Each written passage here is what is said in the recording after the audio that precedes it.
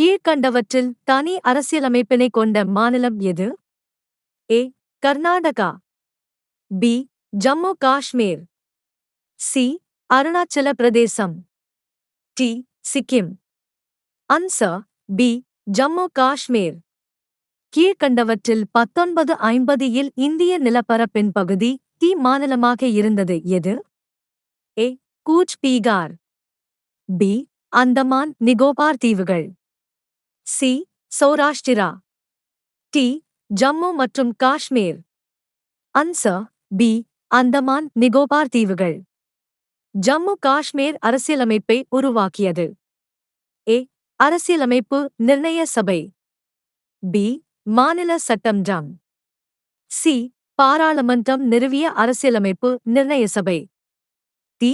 அரசு நிறுவிய அரசியலமைப்பு நிர்ணய சபை. Answer D. அரசு நிறுவிய அரசியலமைப்பு நிர்ணய சபை.